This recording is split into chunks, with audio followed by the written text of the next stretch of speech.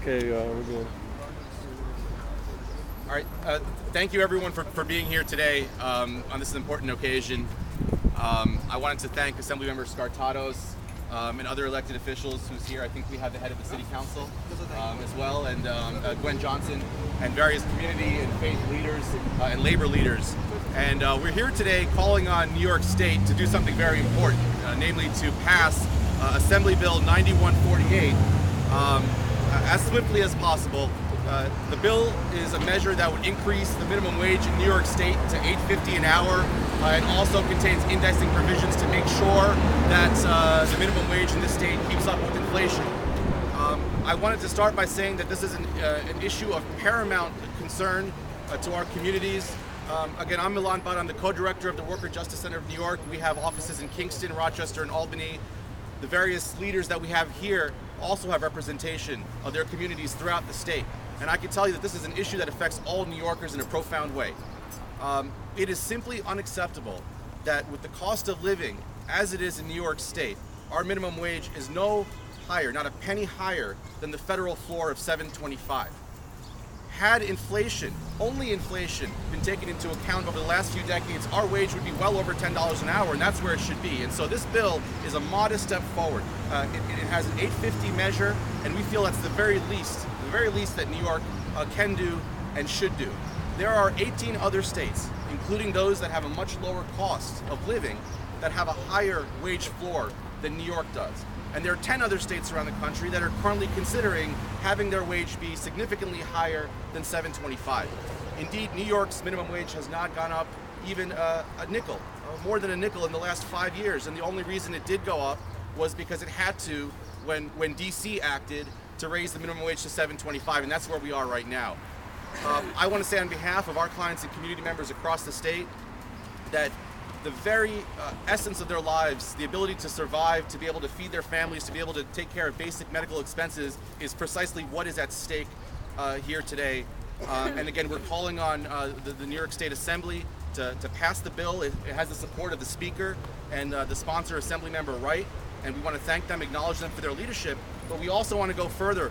We hope the bill passes, and then we hope the New York State Senate takes up its responsibility as well and follows in suit. And of course, we're also calling on Governor Cuomo to do the right thing.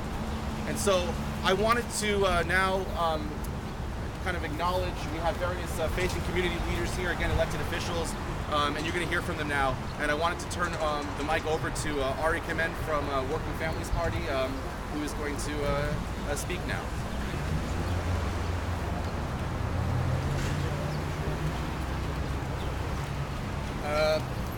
Hi, my name is Ari Kamen. I'm with the Working Families Party. It's very strange to me that just a little bit less than a year ago, a group of us came here in the city of Poughkeepsie and started talking about how we were going to raise the minimum wage in New York State. Many of you were here at that first meeting. We talked about it. We thought this was going to be a major battle. We thought this was going to be a major battle that we were going to have to spend years fighting for it, years struggling, years organizing, just to get a small raise for workers in New York State. And yet, less than a year later, here we are. In less than a year, the Assembly and the Speaker have a bill to raise the minimum wage for New Yorkers that they're going to vote for any day now. In less than a year, Governor Cuomo has said that this is one of his top 3 legislative priorities this session. And in less than a year, 75% of New Yorkers are now saying that a person cannot and should not live on $7.25 an hour. We ask, how did this happen? Besides the struggling and the fighting and the organizing we did over the last year or so, it happened because it's common sense. It's common sense that New Yorkers need a raise. It's common sense that right now, in a state that has the highest cost of living in the country, we have legally the lowest minimum wage. It's just common sense to pass it. And we're not there yet. There are going to be people in the Senate, Republicans, Senator Ball, Senator Salan maybe, who are going to say, now's not the time to do it, it's bad for business. They're going to say we should wait another year or so when the economy is a little bit better. But we're here to tell them that we cannot wait another year to pass the minimum wage. Right. We need a raise now. Right. We need a raise now because our brothers and sisters and our friends and family are struggling to pay their rent and pay their mortgage. We need a raise now because people are struggling working 3 minimum wage jobs and still finding it hard to put food on their family's table. We need a minimum wage raise now because it is unconscionable not to have one. When we first sat down with soon-to-be Assemblyman Frank Scartato and said, Frank, we're putting together a bill to increase the minimum wage. Are you with us? Immediately, Frank said yes. Count me on. Frank said yes because he knew it was the right thing to do. He said yes because he knew his communities needed it. And he said yes because it's common sense. And I'm very proud to have the pleasure of introducing our champion in the Assembly for the minimum wage, Assemblyman Frank Scartato. Yeah, bravo.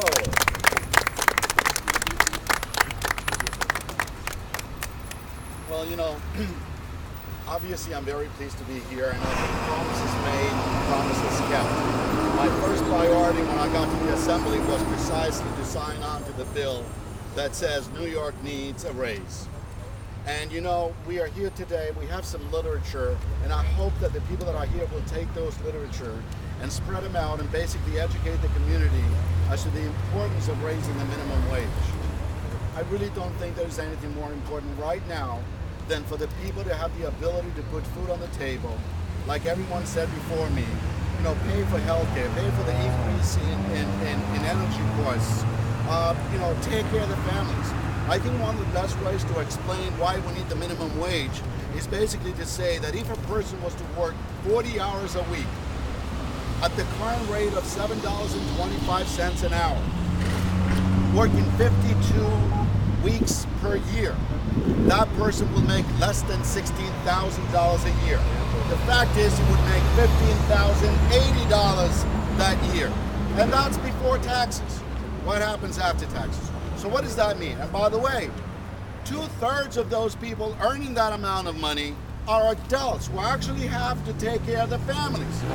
So talk about, we don't want anybody on the unemployment line, we don't want anybody on the social services line. Well, that's fine, that's great. Then let's give these people the opportunity to be able to feed their families and have some dignity. You know, as an employer, all of my life I tried to do the right thing because I believe employees who care about their jobs is due to the fact that employers care about their employees. If they do not, they will not produce. If you want more productivity and performance, then you need to take care of your people. That's the only way to do it. I understand, and a few more dollars in the pockets of the employees will give them that courage, that determination, that drive to be more productive and more caring about.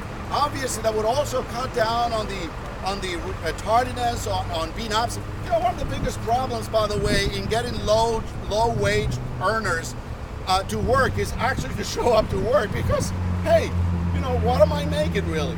So that means there will be more enthusiastic to show up to work on time. You won't have the great deal of turnover that you currently occurring.